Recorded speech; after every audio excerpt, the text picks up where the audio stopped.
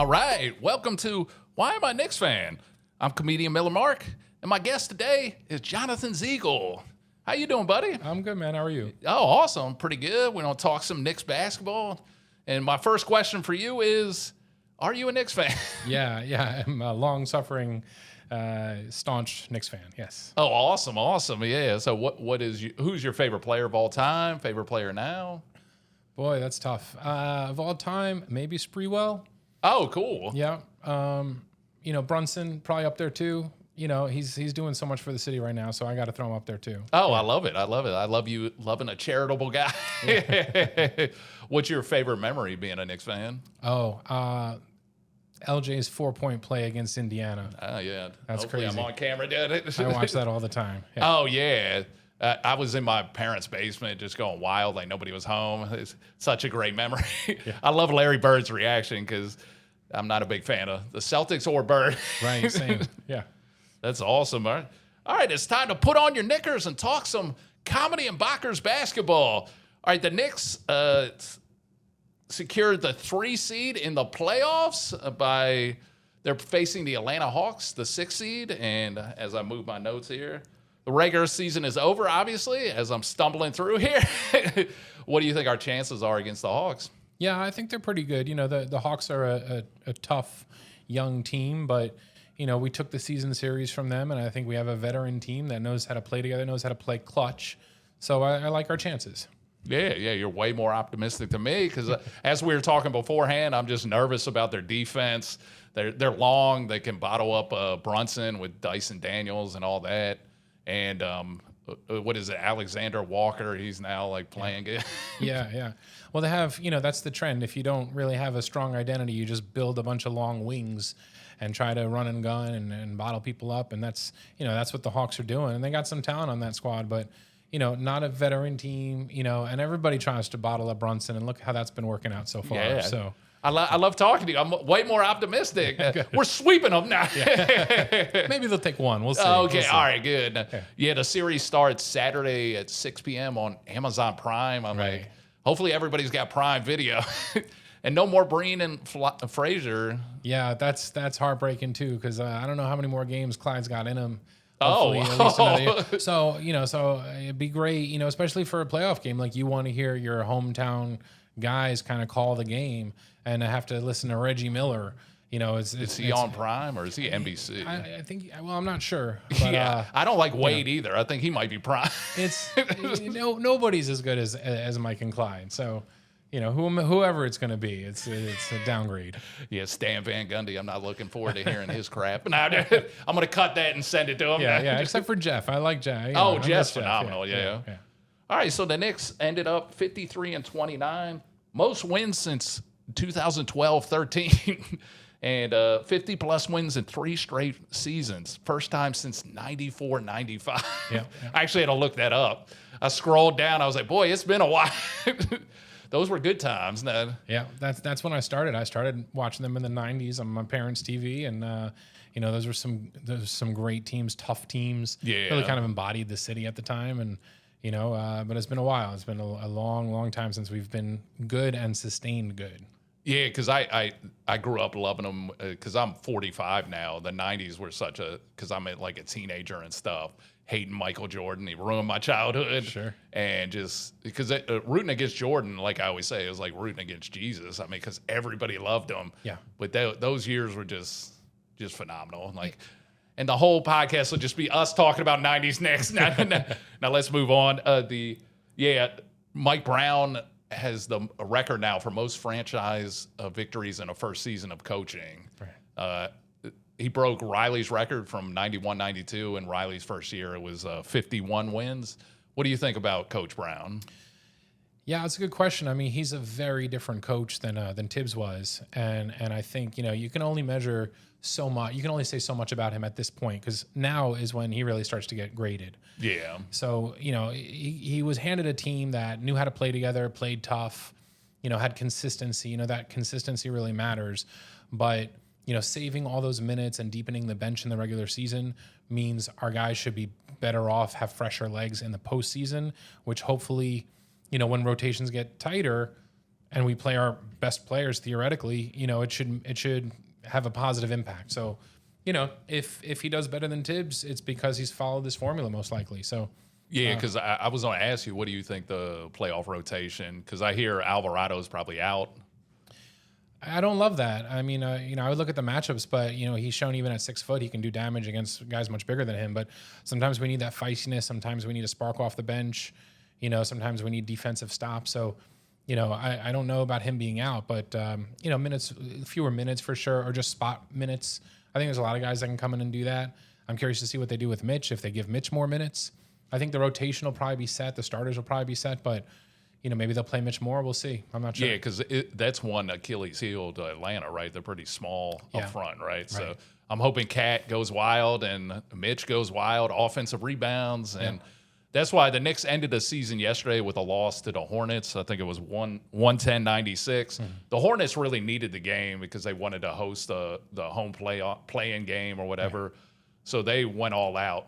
The good news for the Knicks, McBride found his touch, which he's going to be a key in the playoffs. Right, yeah. I think he had 21 or something, 4 of 7 from downtown. I wrote all this down. Now I'm like, I can't even see what I wrote.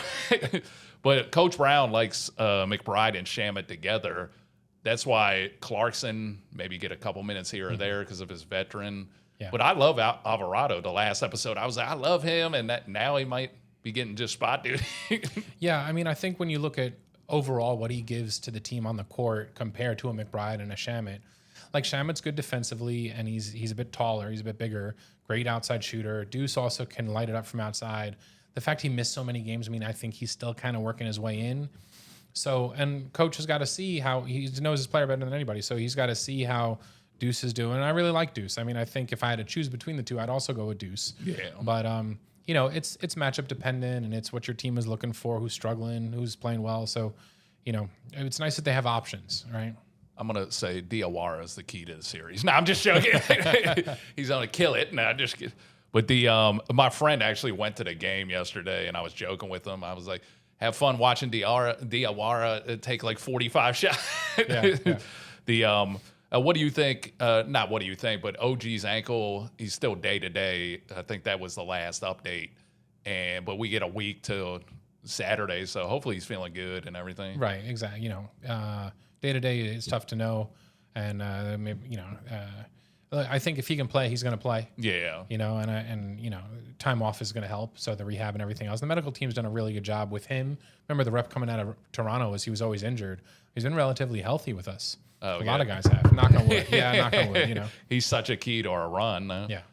Do you have high hopes for us in the making a deep run? I like our chances against Atlanta. I think Boston will be a fun series. Yeah. We seem to, I was going to say you're not giving whoever a chance. I forgot Boston doesn't even know their opponent yet. Yeah, that's fine. I'm pretty sure it's going to be Boston. The Sixers. I don't like any of those guys. Yeah. But let's just assume it's Boston. They're a tough team. They're also championship caliber, but they got some stuff to work out. So this might, we could be meeting them at a good time. Yeah. Detroit's going to be tough. We'll see how Kate does. You're just eliminating teams left and right. I don't know. Hopefully, I think we're built for the playoffs. Yeah. Really. And so now's the time to find out. Yeah, I just can't wait. It's Knicks, Cavaliers, and Eastern Conference Final. Yeah, we were decimated last year. If you remember against the Pacers series, oh yeah, everybody was hurt. Josh Hart was hurt. OG was out. Mitch was out. Everybody was out. So thanks for bringing that up. Now I got that picture of that stupid ball bouncing high up and going in at Game 6 or whatever it was. Yeah, Halliburton with the oh yeah, the bad memories. Let's get them out of my mind. Right. If we make it to the finals. I mean, let's hope. What was it, 99 or whatever? The strike-shortened year. Yeah. People forget that. They always go, they haven't been since 94. I'm like, come on, man. We had the great run with LJ and everything. We were an 8 seed that year. Yeah. We came up against a tough Spurs team, but we had Camby and Spree and Houston. And no, Ewing got hurt in the series before. Andrew Lang, we just keep swerving into, depressing injuries. That's the life of a Knicks fan. I'll do it again. All right, let's swing over to talk some stand-up comedy. I think we're ready for the playoffs now. Great. So, all right, let's talk some stand-up comedy. What drew or got you into comedy? Well, you got a lot of friends, I got a lot of friends telling me, "Oh, you're so funny. You should do comedy." You know. Yeah. No, but I didn't know if I should laugh or not. I'm like, I was that believable? No, I think, yeah, I like to do things that challenge me. And before I got into it, I was like, well, public speaking is important, and, personal growth, and like forming, opinions on stuff, and just taking in the world around you, but also developing a perspective that kind of suits me. Like, I don't want to be the guy who watches the news every day and then gets depressed because of it. I'd rather watch the news every day and kind of point out, do a little critical analysis and connect the dots. So stand up, and then also just bringing joy to the world and making people laugh, and spending more time laughing myself. This is awesome. Community, This is such a positive podcast. The Knicks don't win the championship. He wants to bring joy to the world. Let's hope. How long have you been performing? Yeah, almost 10 years. Oh wow, that's awesome. Yeah. Do you have like an anniversary day you want to celebrate and everything? It's in November. Oh, cool. November's coming up. Yeah. Are you going to celebrate? No, I'm going to try to book as many shows as I can. Like, I don't know why I put you on the spot. Are you going to celebrate? Hopefully, yeah. That's a phenomenal milestone, and definitely let me know when it is so we can. I don't drink. I was going to say have a drink together, but that's a complete non-alcoholic drink. Yeah, oh yeah, there we go. What is the one? I know it's a green bottle or something. O'Doul is it? Yeah, O'Doul. There we go. Got one. Yeah. We'll find a way. Yeah, exactly. So, what comedians have influenced you the most, or are your favorites? Yeah, that's a big question. As I'm sure, like you follow. When you're starting out, you got the Mount Rushmore, and then when you get to your level, you're like, I just really like the guys above me one level because they're showing me stuff that helps me elevate to the next step. Right? Yeah. So, but there's starting with like Steve Martin, probably growing up. Oh, he okay. was a little before me, but I just seeing how silly he was, but you can just tell he was really smart and just like applying his smarts to be silly and funny. So I think that was an early influence. More recently, I would say, Tom Segura. Oh, cool. I really like Segura. I still watch old like Greg Giraldo and old Patrice, and Dan Soder today and Shane Gillis today, like guys that take their lives, right, and seemingly kind of walk around with their eyes open for funny situations and funny comments and funny things they got to deal with, and then bring that to the stage. And the natural way of doing that just really kind of speaks to me. So something that's I try awesome. to do myself. Yeah. Yeah. What's your like favorite spot to perform at? Like club or something like that. Like anywhere. I don't know that I have like a favorite, but there's definitely like a vibe that I like. Like, I think when friends have like, bar shows, like consistent bar shows with like an audience that keeps coming back, those are exciting rooms for me to go in because the audience is there because they want to be there, right? Because they know the caliber and they know that the producers are like, they do a good job. They bring in interesting acts. So when you show up, like they're excited. And then when you get to go in and kind of do your thing and you make the producer feel good. If you have a good set, you make you feel good, the audience feels good. So I'd say like, shows like that kind of, so those type of shows, you have like new material every time? Not every time, but I definitely try to do some crowd work. Definitely try to like do some topical stuff. Yeah. Bring them a couple jokes that I've crafted over time that I know kind of how to deliver that work well. Yeah, do the sandwich method where you start with the bread and then test the new stuff in the middle. Right. Yeah. That made no sense. But or sometimes up front. Yeah, sometimes new stuff up front. Because wow, you want to see if it works or something. The room is getting familiar with you, so it's not even your polished jokes aren't going to come across polished because they don't know who you are yet. Oh, that's a good point. But if you start off kind of, like something topical about the room, then it shows you're thinking on your feet and they should stay engaged because what you're going to say is going to be relevant to what's going on around them, Oh, I'm learning stuff. I love this podcast. Yeah, that's so true. I'm definitely going to take that from you. That's awesome, man. Please. How do you come up with material or what's your process? Just everyday sorting, like just, phone calls from my friends or with my friends, like funny stuff that happens or just like hanging out with people. And, do you do the write the note down voice note? Like, oh yeah, that's a funny idea. Yeah. If something funny happens when I'm talking to a buddy of mine, like I'll jot it down real quick and then I'll go back. I don't do it every day, but like I'll periodically go back through my notes and kind of just try to flesh it out, like longer form, fleshing it out. Yeah. And I'll call friends and kind of tell them the stories, tell them the jokes, whatever, and kind of revolve it from there. So you let them know that you're testing a joke because sometimes people get little. Yeah, no, I don't. Right, I don't want to annoy people with that. So I'll be like, hey, can I run a joke? Can I run a premise? Or like I'm working on something funny. Usually it's for other comics, not for her. Yeah, because my cousin, he used to just in conversations just start doing, and we like, is this a bit? Right. I'm like, come on, man. Yeah. What's your favorite, or what's your most memorable experience being a stand-up comic? That's a tough one. Most memorable experience. I don't know. It's hard to. There's a lot of exciting ones. There's a lot of memorable ones. I think. I've done some roast battling. Oh, so cool. I feel like sometimes you have an opponent and you just tuned into how best to really roast them, and the audience kind of laughs and reacts in a very specific way. So some of my greatest memories are of some roast battles I've done. I've done some competitions where, not thinking you were going to advance, then you hear your name called. That's super exciting. Oh, that's awesome, man. I wish I heard that more. Well, we were just hanging with each other in Connecticut, right? Yeah, Last time standing. So, in the semifinals, I remember one of the judges, she was like, "Hey, your opponents are really strong tonight." Oh, that's awesome. So I didn't know how I was going to, so anyway, I had a good set. Yeah. But when they called my name, I was like, "Oh, damn. That's awesome." So, You mean me? Yeah. Do you got any shows you want to promote coming up? So yeah, actually, I'm gonna be on the road a little bit this summer. So if anyone's in any of these cities, please come check me out. I'll be in Madison, Wisconsin. Most of this is June, July. Madison, Wisconsin, Bennington, Vermont. I'll be in Delaware, and I'll be in Buffalo, New York. Oh, cool. So yeah, follow me. Yeah, I was going to say, where can people follow you on social media? Yeah, perfect. Yeah, because I post my shows on socials. So on Instagram, I'm at, it's nice and easy, The Real Jay-Z with an underscore after every word.